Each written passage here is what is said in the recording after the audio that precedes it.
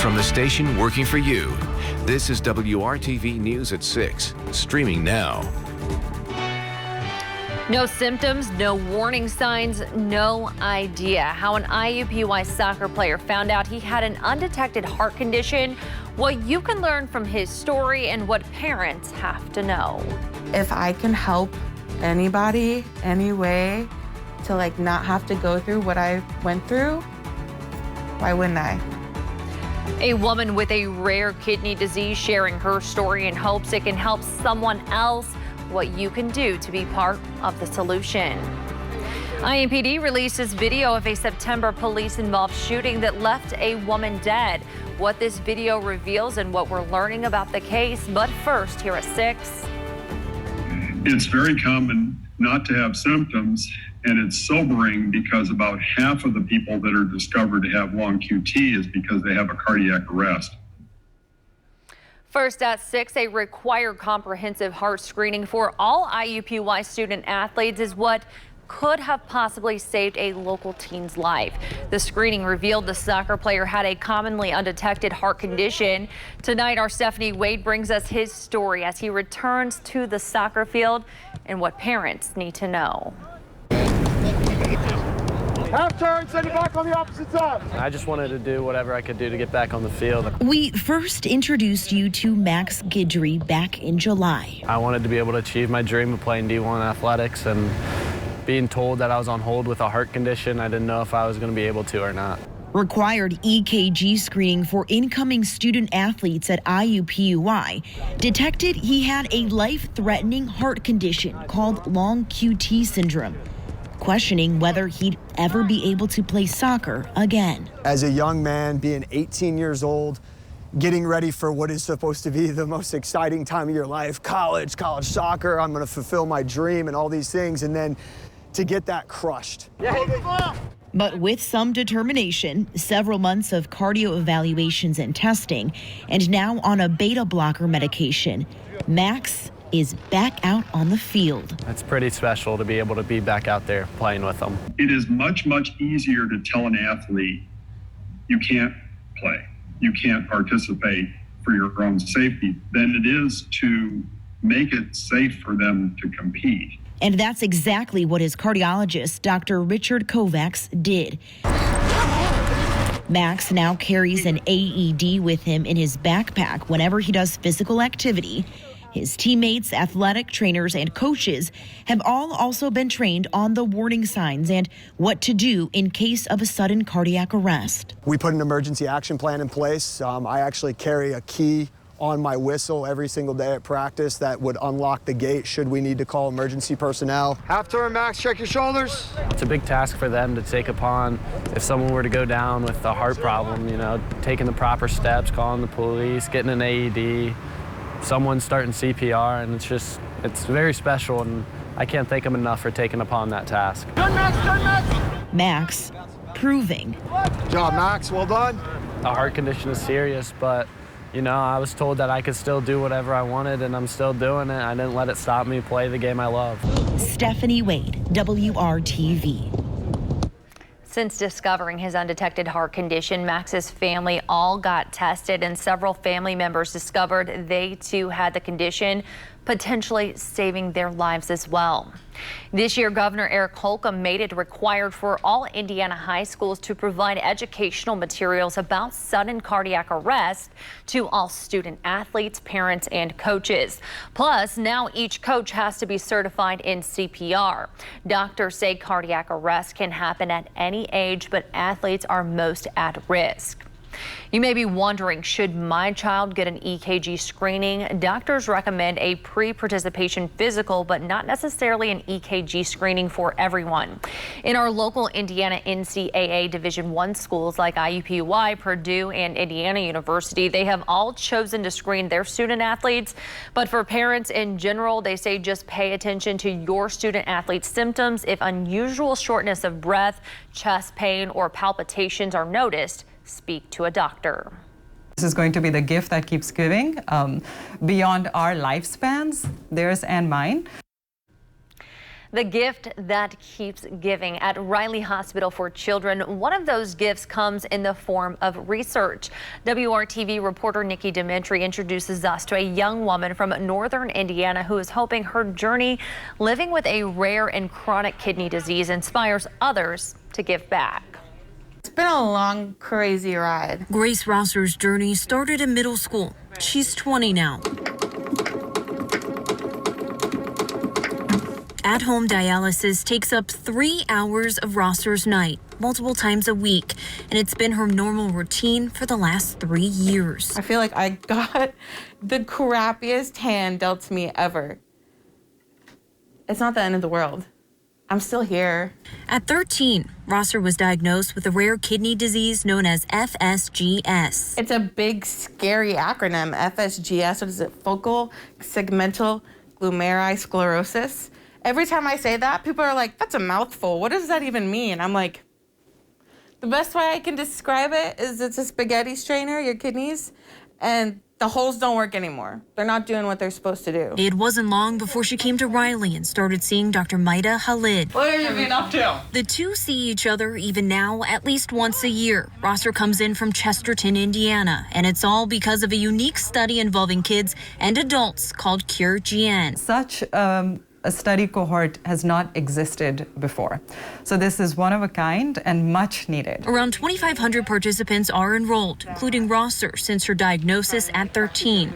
She's one of 25 patients from Riley, one of the leading centers to enroll pediatric patients. How amazing that a girl at 13 could see this and agree to be part of something, like I said, that is bigger than all of us here, and probably bigger than our lifetimes. Cure-GN started 8 years ago. We're going to find a way to treat patients with these glomerular conditions and improve their quality of life at the same time. Although the research may not directly impact Rosser's treatment, the hope is it helps others by answering questions on how 4 rare kidney conditions progress. 121/86. If I know that I can contribute positively to people all around, what's the harm? Participating in research is something Rosser encourages others to do. You don't necessarily have to be sick or have an illness to help and better other people. The study, Dr. Khalid says, is more than just labs. It's an unmatched support system. The team sees their patients as family,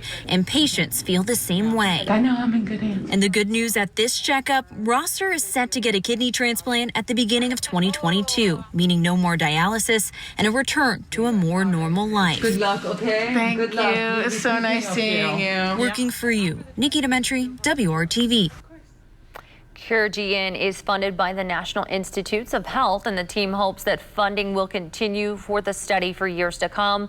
The transplant marks the start to a new chapter for Rosser, but one she says will always include Cure-GN. Developing tonight, Impd releasing video of a September incident where officers shot and killed a woman. Before we get to that new video, we do want to give you some context on what happened, and we do want to warn you the video we will be showing may be disturbing to some viewers. This all happened September 24th. Impd says officers tried to conduct a traffic stop on a woman driving a red Honda Pilot with temporary plates. The driver did not pull over and fled when that happened, and police did not pursue her. Later in the day, an Impd officer found a vehicle matching the pilot's description on Eugene Street. That's on the city's west side near 30th and MLK. As they investigated and towed the car, officers approached a woman outside of a nearby home. Her name was Jessie Leonard. One officer had been talking to Leonard for a while since he was the first on the scene. She told him she didn't know anything about the car. That officer walked away, and when other officers arrived, the first officer said he saw a gun in the waistband of her pants. Eventually, 4 officers went up to the porch to talk to Leonard, and that's where we pick up the body camera video. Hey, how you doing?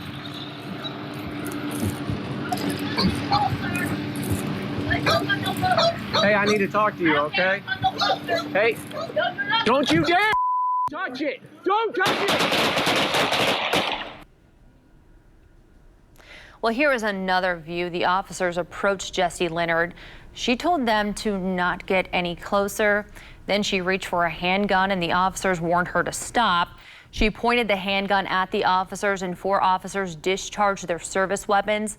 Leonard died at the scene. The incident is being investigated by the Critical Incident Response Team and Impd Internal Affairs Unit. And again, this incident was all caught on Impd officer-worn body cameras. If this happened a little more than a year ago, we may not have any of that footage at all. That is because Impd's body camera program did not roll out until August of 2020. Now, all beat officers are equipped with them.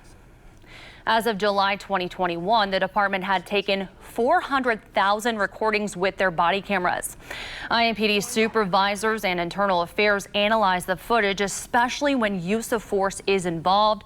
They also use the videos to make sure officers are following policy and to help train officers on how to better handle situations.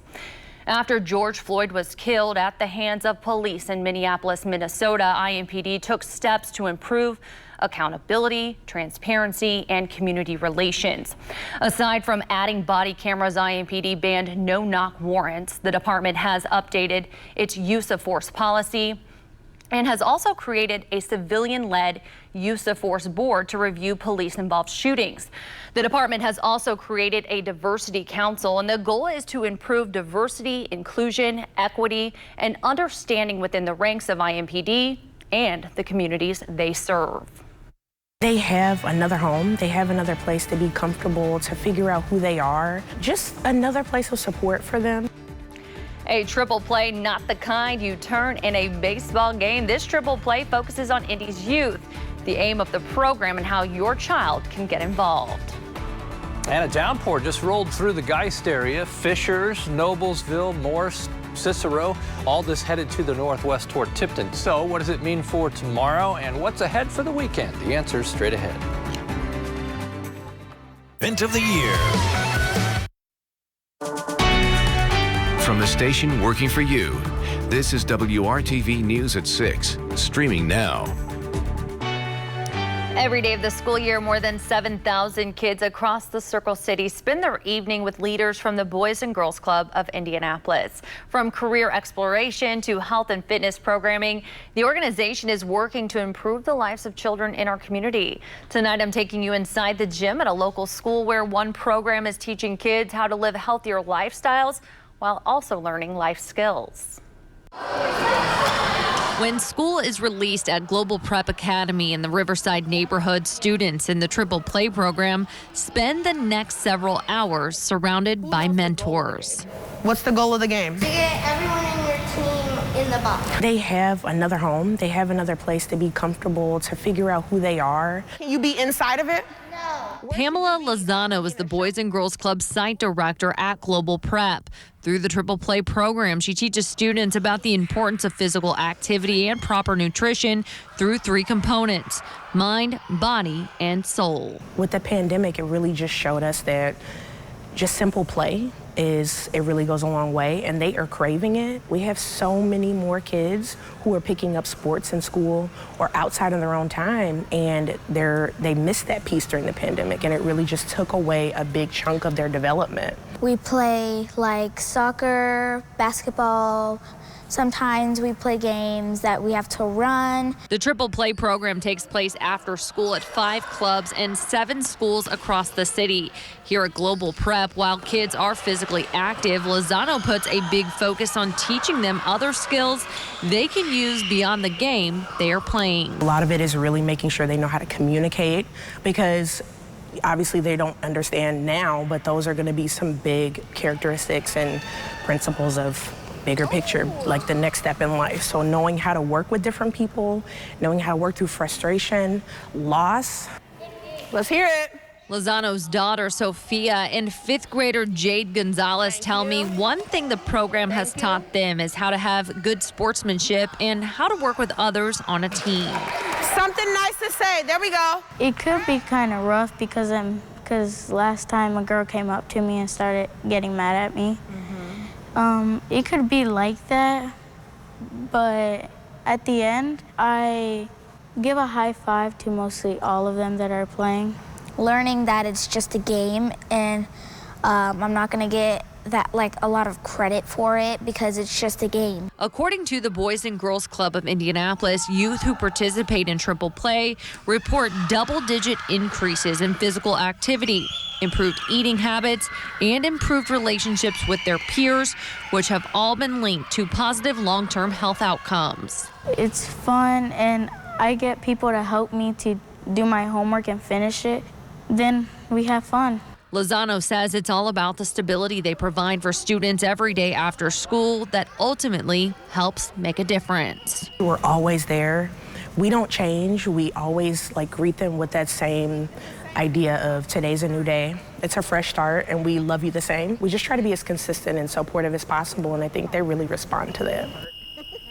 To take part in the Indianapolis Triple Play program, you must be a member of the Boys and Girls Club of Indianapolis.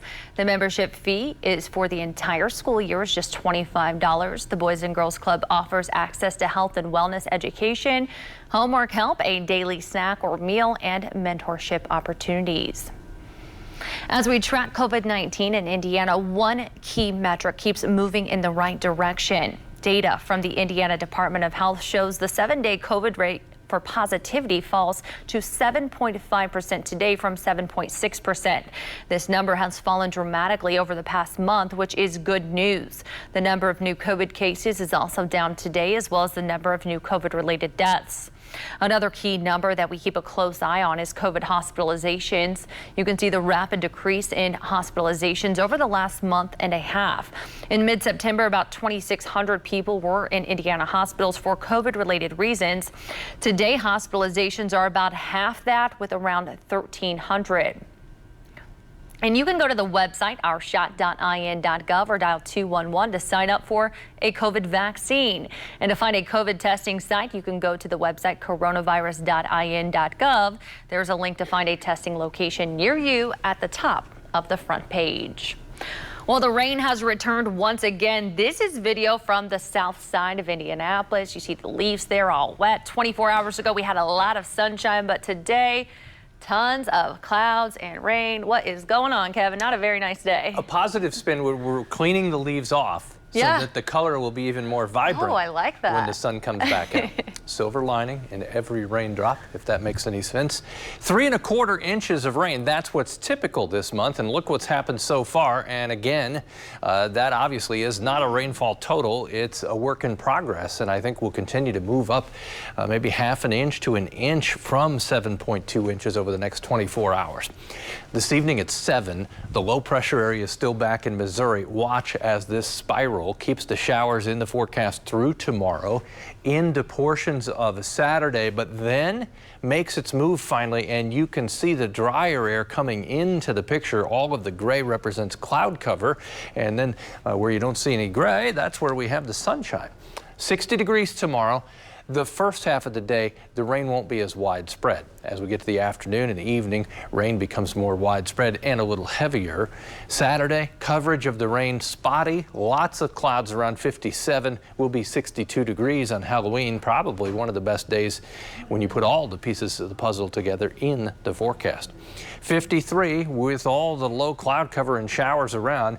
Greenfield, pretty good downpour now. This again is moving northwest, so heads up McCordsville, Fortville, toward Fishers, Geist, same areas that just had a downpour will get another, and that will continue to move between Frankfort and Kokomo and then up toward Delphi and Logansport because everything is moving to the northwest.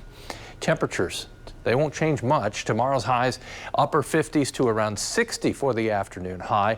Showers in the morning, a little more widespread as we get into the afternoon and the evening hours. Not expecting any thunderstorms. Friday night football may be very wet. So take something, number one, dry to sit on and then stay dry during the game as temperatures are locked into 50s. We emerge into the weekend, lots of clouds, a couple of showers Saturday. The change Sunday, we begin what becomes at least a 5-day dry stretch, 62 degrees on Sunday. Temperatures will fall short of that first half of the weekend because we have more in the cloud cover. A nice evening, comfortable, dry temperatures in the lower 50s for trick-or-treaters on the Sunday evening. As I mentioned, chance of showers into Saturday, and then it's all about drying out from Halloween all the way through Thursday of next week. But notice that other streak, Tuesday, Wednesday, and Thursday, highs only in the 40s.